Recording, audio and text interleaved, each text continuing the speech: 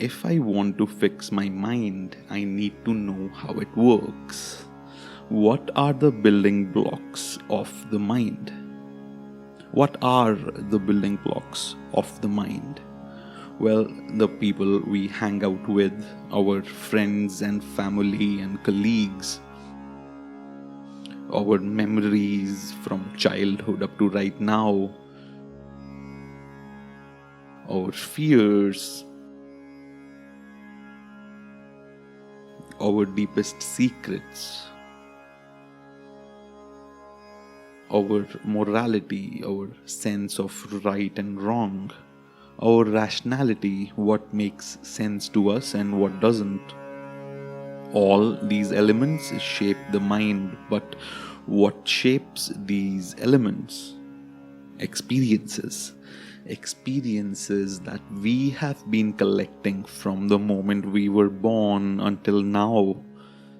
Good experiences, bad experiences, experiences of learning, of self-improvement, of loneliness, of sorrow, experiences of celebration, of renovation, of trauma and healing and seclusion, experiences of separation, of reformation, experiences of opening up, spiritual experiences, psychedelic experiences, experiences that deconstruct us, experiences that connect us with the bigger picture, that show us that life is much more resilient than we think.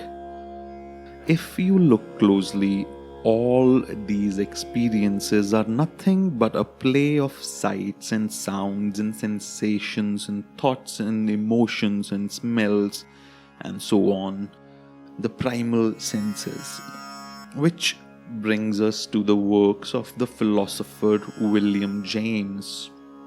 His works are a part of epistemology, the study of knowledge, which handles questions like how do we gather knowledge from the world around us and how do we make sense of it. Traditional philosophical view is that the world is divided into different entities. This is a house, this is a tree, this is a car, a chair, a ladder, a phone, and so on. Our natural instinct is to divide the world into different entities, separate them from one another to understand them, and then try to find relations between them.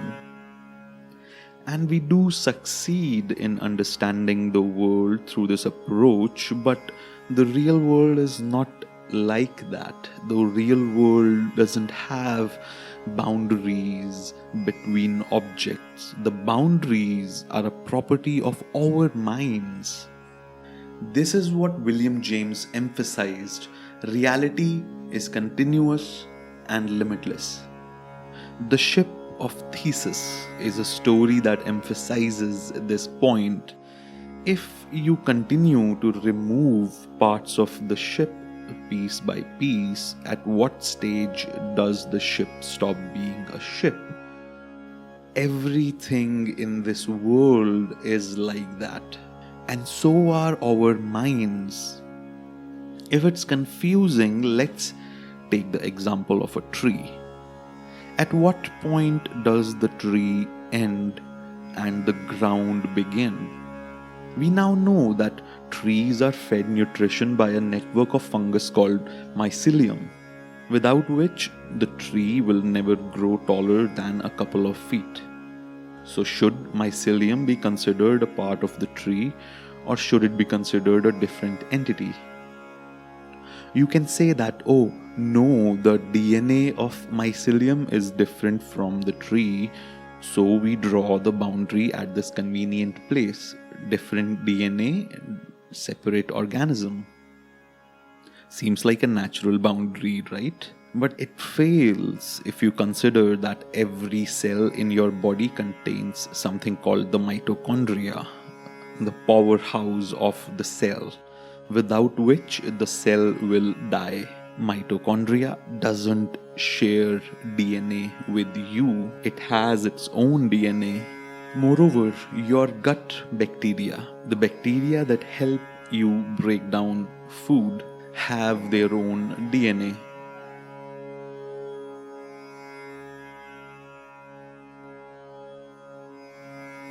So, what's the point? Who cares? Why does it matter so much? Let's go back to experiences. Our minds tend to divide all experiences into subject and object.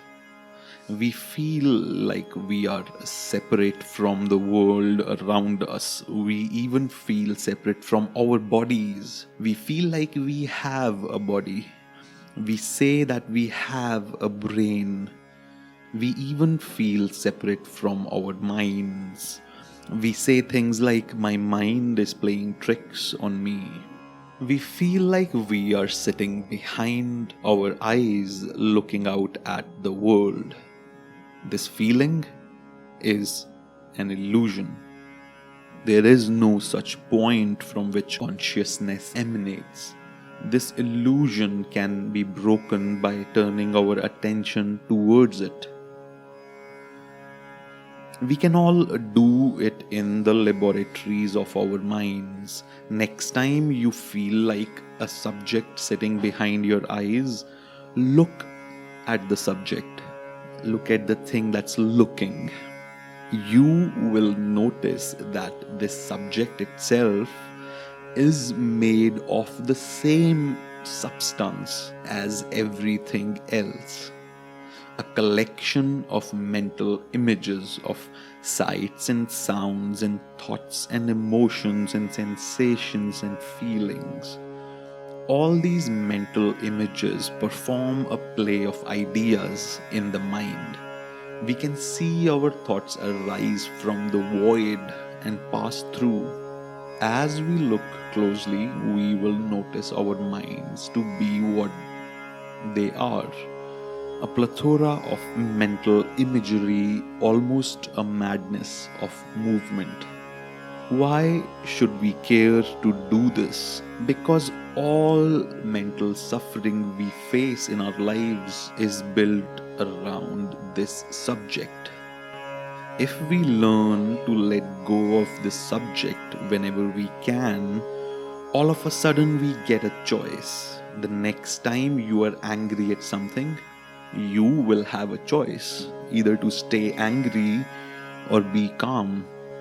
This wisdom that you can gain through this exercise can give you a sense of freedom from suffering and can become a bedrock on which flourishing can happen. It's not easy.